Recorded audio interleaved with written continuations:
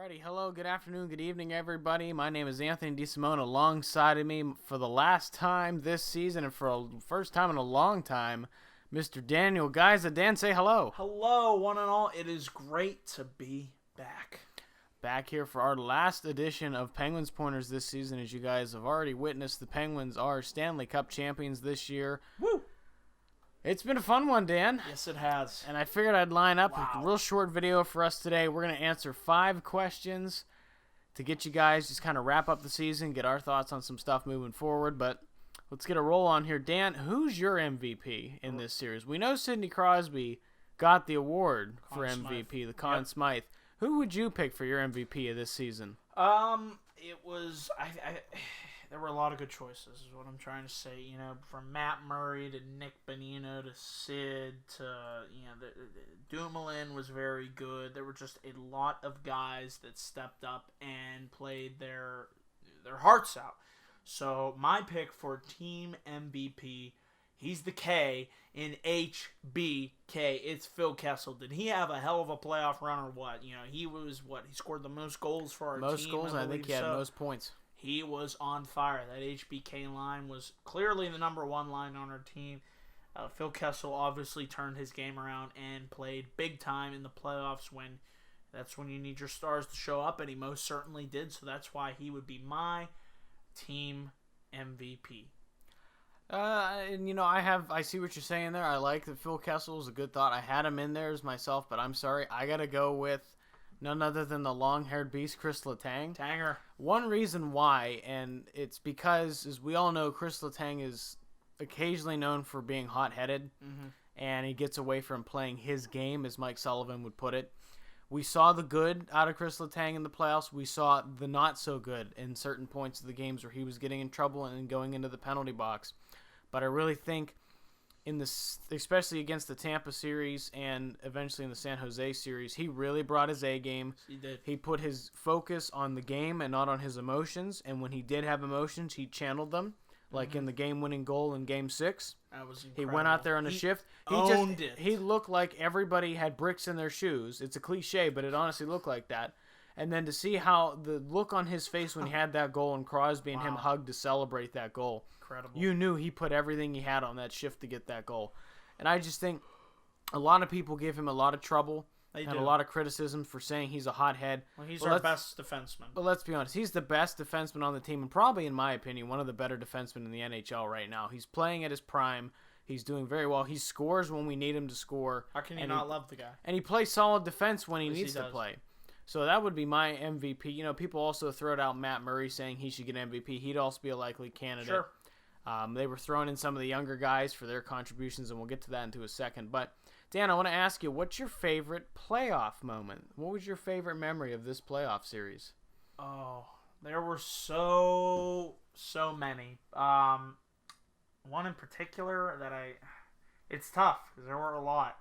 I just think it was when we won Game 7 against Tampa Bay. That was a hard-fought series, and the realization that the Penguins were going to the Stanley Cup Finals after 7 long years. When that game came to an end, it was like, wow, I can't believe we're going back. That was a hard-fought series. That could have went either way, you know, with having to put Fleury back in. Then he went back with Murray. He won Game 6, Game 7. It was the high stakes. It's what hockey... When it's at its best, that's my pick. That Game 7 and winning and beating a good Tampa Bay team, it was great. I see what you're saying on that. I like that a lot. On this one, I narrowed it down to 2. One being one where I was like, this is fun. Yeah. And the other one being, all right, this is great. The one this is great had to be when we took down the Capitals in the second round. That was great. To keep the hottest team we were the hottest team in the second half. To keep the overall hottest team and favored to win Stanley Cup team. Yeah, the President's Trophy winners. And to take them off of their high horse. Wow. And knock them out of the round. See Ovechkin's face when they knew they lost. Good. That was my favorite playoff moment. I didn't care if you want to win the Stanley Cup, but I didn't care if we won the Stanley Cup. Just doing that. Just taking down the big beast of the NHL at that point and keeping Ovechkin off that cupboard. Wow. So my fun moment was one series further back at the beginning when we played the Rangers. because there was nothing more entertaining than watching the Penguins rip apart Henrik Lundqvist in what Game they did 5 to us for 2 years. After going up and crushing the Penguins for multiple seasons in a row, where we just couldn't get a victory against them. To see the stick right in the eye. To see the crybaby of Henrik Lundqvist, who flips the net over when stuff doesn't go his way. I'm sorry, he's no longer a legendary goaltender in my opinion. He's lost that status in my mind. But to see them pick him apart and watch his face on every single goal that went up. You remember that Game 5 where they put 4 goals up in the second period and just buried them? Pissed. And he was pulled from that game. Good. And that was my fun moment. I got to see him get chased again, and I'm like, thank you. We finally knocked him off his pedestal of saying he's such a great player. So those are my 2 moments. Those are great moments, most certainly. What do you think was the most important aspect of the Penguins team that helped them win the Cup? In terms of offense, defense, something that they did on the ice, the power play, what did you feel was the most important aspect of the team to win the Cup this year? Speed. Enough said. It was their speed, their just drive to the net, taking shot after shot after shot. That speed was so incredible. It helped in their series against, the Rangers, then the Capitals, and the Lightning. With their heavy defensemen, he had to maneuver around them, and then the Sharks. The Sharks just looked lost when they were playing against us. They just didn't know how to handle us when they tried to play physical. We just outmaneuvered them with our speed again, with the speed of the HBK line. Phil Kessel was flying around there. You got Sid flying around there. You got Sherry Rust, who really rejuvenized the Penguins team as a whole. I mean, everybody was on their game, and that speed was such an important factor. The speed and the skill. What more can you say? And I agree with you on that one. The speed was a huge thing. It was very interesting to watch the Capitals series. Everybody thought that the Capitals were just going to manhandle the Penguins. And the fact that they used their speed to avoid checks, get in on the forecheck, and just pick apart the Capitals when they needed to, and take down, by far, Braden Holtby had a hell of a season. He did. The fact that they were able to get wins against him and that team, and they weren't high-scoring games. Most of them were 3 goals max. To see them do that against the Capitals, I agree with the speed aspect. Mine, though, has to be, and I've gone back to this in previous blogs when you weren't around, shots. Yes. They had a series of 11 straight games where they outshot their opponent. They were racking up at least 30 shots a night. And I said it in the podcast way back when I pulled the stat up for the first time. It was somewhere in the middle pack of my podcast. I said, statistically, the teams that lead the NHL at the end of the regular season in shots usually finish and win the Stanley Cup. If you're in the top 10 in shots, the teams from 2000 and on were in the top 10 for shots. 4 of which, or 3 of which, were number 1 in the department. Now it's 4 because of the Penguins have done it. Getting the puck on net. Get a bad bounce. Get a weird rebound. Put the puck on net. Make the goaltender make a save. You can pass around the boards all you want, but if the puck never gets to the net, you don't have a chance to score. So I think that was the most important aspect of the team. Second to that had to be shot blocking. Yes. Some of those guys are going to have some nasty bruises in the offseason. Bonino taking all those block shots, the defense getting in there. I don't know how they can take a slap shot 2 or 3 times in one shift and get up and keep going. I mean, it's just and then they go down the ice the other way, full speed. That's incredible. So here's the 4th topic here, Dan. What are your thoughts on the minor league contributions this year? What do you think they brought up to the team that helped them? They finally did it. Yes, the Penguins finally, after a long time, went with the youth, like I've been saying. You got Sherry, you got Rust, you got Kuhnhackl. And look how those guys chipped in. I mean, Sherry with that huge overtime goal. What was that in game? Wasn't 4. Was it 2? I want to say 2. I think it was 2. It was 2 it was against 2. Tampa Bay. Russ with a huge goals. Oh, I thought you were talking about the San Jose one where Crosby set the play up and Sheary got the shot from Letang. That was in. I think that was Cup 2. Final. What a huge! I mean, look at the way these guys impacted the Penguins with their speed. They really rejuvenated Sid and Gino.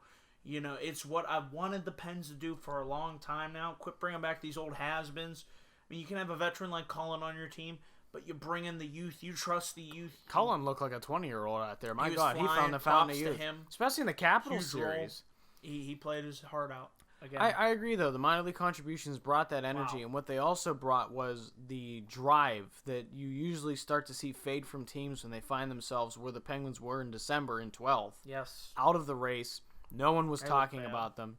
They bring up these young guys, and the young guys are told to go out and play. Mm-hmm. And when you see players go out there, these young guys give all this effort, it runs off onto the other players on the ice, and everybody starts to build that energy and momentum. And I think that's really where the ship started to get righted by Sullivan and the Penguins, was they brought those young guys up. They brought the effort. You guys have probably heard the story about the UMass story with Connor Sheary. Was not picked, was not supposed to be here at the NHL, and finds himself playing on Crosby's line. That's incredible. It just goes to show when you bring hard work to the arena every night, it gets noticed by the coaches and the players, and they put you back on the ice again and again. His speed alone was incredible. You know, I feel so bad because you ever watch him, he just looks like he just bumbles and stumbles around the ice. It's so funny because we had this discussion before off the podcast, but it's almost like refs don't call tripping on Sheary because he just falls over so much that the refs are like, there's no way that was a trip on the guy. So little, 5'7", right? Yeah, little guy, and who would have thought he'd have so much energy? But I think that's what you're right. The minor league brought the energy and the speed to the team that they really needed. Now transitioning from the past to the future, Dan. This is a big topic going on with the way how the NHL expansion draft worked out and how stuff's going to work out going on into the next 16-17 season. Dan, if you're faced with the choice as GM and as coach for Sullivan's case, who do you keep? If you had to pick one, who would you keep, Fleury or Murray? I'll let you think about that one. And while you think it over, I'll put this out onto the platform to set this up. Fleury, a seasoned veteran, now a 2-time Stanley Cup winner. He won one. The second one, he was a part of the team. You have Matt Murray, a young gun at 22, just turned 22, showed that he had tied the record for most postseason wins with Cam Ward for 15, and he won a Stanley Cup in his first season playing. And he really was, in essence, the backbone, but at times had some soft spots. We all know, and I said it before off podcast and on podcast, his weak spot, and we all learned it now, is glove side high. Yep. You know, so you have a seasoned veteran who just got caught with an injury, who's a stellar player, but he's getting older now. He's 31. You've got Matt Murray, a young gun, still has a lot to learn, but he proved that when it matters most, he can win. Who do you go for? It's tough because I like both. I'm a huge Fleury fan. I have been since he turned it around after that 2013 playoff run. But I would go with, if I'm GM, I would go with the guy that won you the Stanley Cup. It's just how it's going to have to be. Has to be Matt Murray. I mean, whether he's proven or not, I mean, he is the future. I mean, we'll have to see how he does, but you get that salary cap savings by, if you got to get rid of Fleury, you got to get rid of Fleury, and then you can use that to reinvest in the team. But you have to go with the guy that won you the Stanley Cup. There's no way around it. I'm sorry, that's just how it is. And the thing that people have to keep in mind with Fleury is he does have a no-trade clause. He does. Which means the only way the Penguins are, by rule, able to trade Fleury is if he asks for a trade. Mm-hmm. Now, that conversation can go down with Jimmy Rutherford, and he can say, look, Fleury, do you want to leave? If Fleury says he'll leave, they can trade him. Mm-hmm. If Fleury says no, then we have a bigger issue here with how we have to handle with Murray, because you also have down in the minors Tristan Jarry, who we really haven't had. I believe that's his name. I think it's his name. And we have him down in the minor leagues, who's supposedly, from what you read and hear, he's just as good, if not better, than Matt Murray coming up in the ranks, as you see him play down in Wilkes-Barre. So the Penguins have some goaltending options available. Yes, they do. But the question is, do you get rid of the seasoned veteran at the age of 31? In his prime. In his prime. He just had the best regular season of his career. Mm-hmm. People can't forget. It's a tough decision, folks. And I'll say this, you know, it's if it ends up that Fleury wants to leave, wherever he goes, just me as I'm a Fleury fan. I'm a Penguins fan at the core. I'm a Fleury fan at the core. I don't care. I'll be honest. If he goes to Philadelphia, God forbid, I will be buying a Flyers jersey with Fleury's name on it. I'll hate the fact that I have to buy that, but I'm going to support Marc-Andre Fleury if he ever goes or wherever he goes. That's just how it is. He won us a cup. He got you to another cup. And it's People just forget that, it's the fact that he's a great player, but it's also he's got a great personality. We've seen him on camera. He's such a likable person. He's so He's always so humble and polite. He's a father now. How can... It's tough here for the Penguins. They're going to have a couple months to think about it before the regular season, before the deadline comes up to make that decision. Sure. But either way, I don't think there's a wrong answer because you're picking. It's not picking two poisons. It's picking between that block of gold or that block of gold because either way, you're going to have two goaltenders that are phenomenal. They've both proved their worth. The problem is now you have to pick one. Yes, you do. So, and like I said, I'd hate to see Fleury leave, but at the same time, do you really want to give up Matt Murray, who's a young gun, got a lot to go in his career, he's a fresh start, and who knows, he could be better, if not just as good as Fleury is once he starts rolling in the regular season, or he could flop. And you're never going to know unless you give him the opportunity. Yeah, and that's what they did here in the playoffs. I think they took him out of the one game and put Fleury in. That helped clear his mind. Not to see if Fleury could play. It was to see if... It was to give Matt Murray a night off and to give Matt Murray a third-person perspective on the game. Let him see what he's not seeing because you could see he was struggling. Let him see how the plays progress without having to worry about the puck coming on net. And I think that helped him in calming his nerves and understanding where he was, and it made him a better player going throughout. But it's going to be tough. Either way, like I said, I'm going to support Fleury whether he's a Penguin or not. If Matt Murray gets the starting job, good for him. Congrats. I still say Zadkov is the game changer. Best goaltender in the NHL. He played a big role in that playoff. He did. He got us in our first two games. He kept us close in both. Yep. Hat-trick Hornquist. He's a good back. In game one. So, but yeah. It's going to be tough to see. I'd hate either way. I'm going to be upset if with whatever decision they make. That's but how it is in sports. It's just how it business, goes. Remember, at the end of the day, you do what you think's best at the time. Best for business. Sometimes they work out and sometimes they don't. But Dan, we're gonna wrap it up. We're done. That's it, folks. Hard to believe. We went all the way to June, and I love it. All the way to June. We took the run. Stanley Cup. We robbed Penguins. the Sharks. We robbed the Capitals. 4th Stanley Cup in franchise. I still can't believe it. Number 4. With the parade, it was awesome. What a summer. Well, guys, as always, thank you very much for listening in. We will catch you guys next season. As Dan, you know what Game 1 of next season is. October 13th. Mark your calendars, ladies and gentlemen. It's the Penguins versus the Capitals, and it's going to be one hell of a fight. It's going to be a hell of a game. It's going to be a banner-raising night. Good. Raise it right in their crap faces. Excuse me. No offense to any Washington fans. I just hate the Capitals. Just remember, Ovechkin doesn't have any cups at his house. Okay. Alrighty, guys. Thanks for listening in. We'll catch you guys next time. Take care and go Penguins. Let's go Pens.